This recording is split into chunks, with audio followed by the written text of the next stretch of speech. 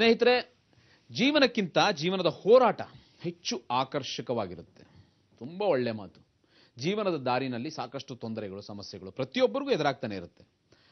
ನಾವು ಆಗ ಸಮಸ್ಯೆ, ತೊಂದರೆ ಅಂತ ನಿಂತರೆ ಆಗಲ್ಲ, ಅಲ್ಲೇ ನಿಲ್ಲಬೇಕಾಗುತ್ತೆ. ಒಂದು ಪಕ್ಷ ನಮ್ಮ ದೃಷ್ಟಿಕೋನವನ್ನು, ಯೋಚನಾ ಲಹರಿಯನ್ನು ನಾವು ಬದಲಾಯಿಸಿಕೊಂಡ್ರೆ ಸಮಸ್ಯೆ, ತೊಂದರೆಗಳನ್ನು ನಾವು ದಾಟಿ ನಮ್ಮ ಗುರಿಯತ್ತ ಸಾಗುವ ದಾರಿಯ ಮೆಟ್ಲುಗಳನ್ನಾಗಿ ಮಾಡಿಕೊಂಡ್ರೆ ನಮ್ಮ ಗುರಿಯನ್ನು ನಾವು ತಲುಪಬಹುದು. ಬಹುಶಃ ಈ ಕಥೆಯನ್ನು ನೋಡಿದ್ರೆ ನಮ್ಮ ದೃಷ್ಟಿಕೋನ ಸಹ ಬದಲಾಗುತ್ತೆ ಅಂತ ಅನ್ಸುತ್ತೆ.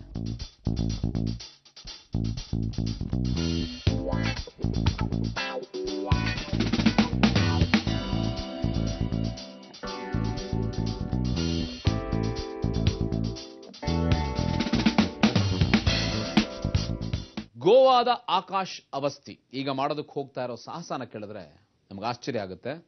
ಖಂಡಿತ ಹಾರ್ಟ್ ಬೀಟ್ ಜಾಸ್ತಿ ಆಗುತ್ತೆ.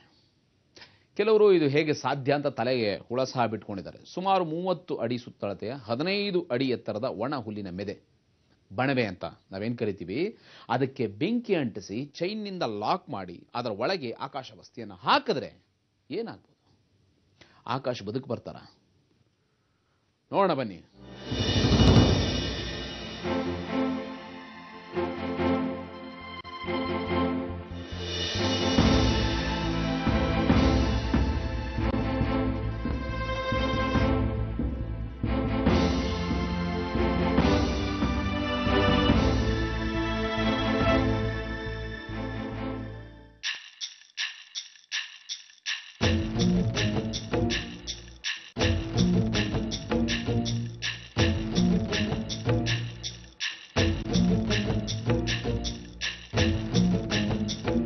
ಚೈನ್ಗಳಿಂದ ಬಿಗಿದು ಸುಮಾರು 40 ಲಾಕ್ಗಳಿಂದ ಲಾಕ್ ಮಾಡಲಾಗಿದೆ.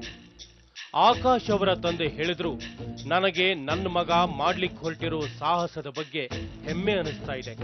ಇದರಿಂದ ಸ್ಫೂರ್ತಿ ಪಡೆದ ಯುವಕರು ವಿಭಿನ್ನವಾದ ಸಾಧನೆ ಮಾಡಲಿಕ್ಕೆ ಮುಂದಾಗಬೇಕು ಅಂತ ಹೇಳಿದ್ರು.